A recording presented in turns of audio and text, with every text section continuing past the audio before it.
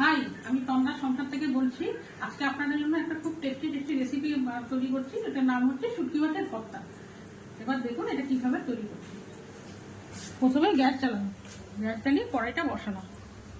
এবার gas চালালাম, gas জ্বালিয়ে কড়াইটা বসলাম। কড়াইতে এবার সর্ষের তেল দিলাম। তেলটা একটু বেশি পরিমাণ লাগবে। এবার তেলটা গরম হতে দিই।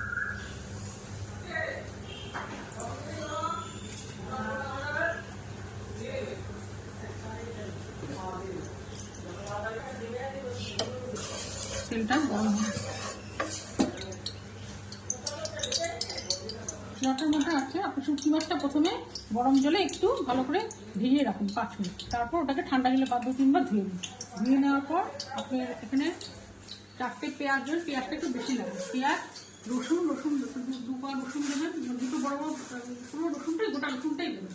পেঁয়াজ দেবেন 4টে, টমেটো, কাঁচা লঙ্কা 4টে, লঙ্কার গুঁড়ো, হলুদ গুঁড়ো দিয়ে আর শুটকি মাছটা দিয়ে একসঙ্গে মিক্সিতে বাটবেন। শুটকি মাছটা কি মিক্সি ওই ওদের মশলার মধ্যে দেবে? মশলার মধ্যেই দেবো, দিয়ে একসঙ্গে ওটা বাটবেন।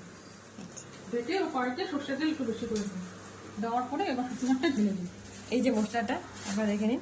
এর মধ্যে শুটকি মাছও আছে। এবার এটা তেলে দেওয়া হবে।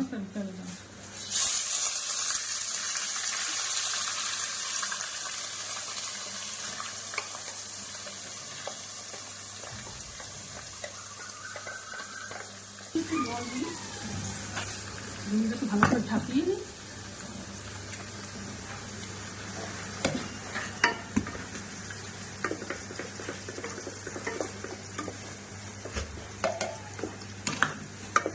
ভালো করে ঝাঁপিয়ে নিয়ে এর মধ্যে ঢেলে দিই।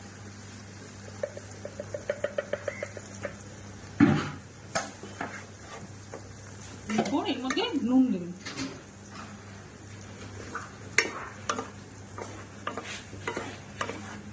নুনটা অল্প পরিমাণ দেবেন। শুটকি মাছের মধ্যে নুন মিশিয়ে কিন্তু শুটকি হয়, নুন দেওয়া থাকে শুটকি মাছের, সেজন্য নুনটা অল্প বেশি দেবেন না। লাগলে পরে তারপরে আবার দেবেন।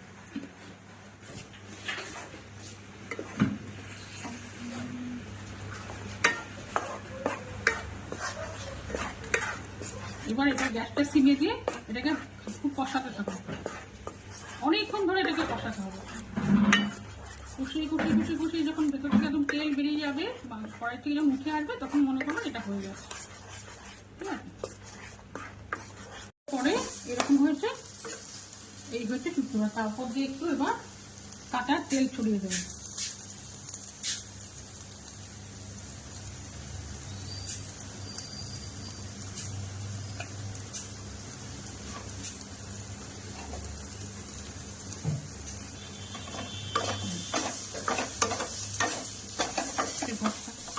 হয়ে গেল শুটকি মাছের চটপটিয়া ভর্তা।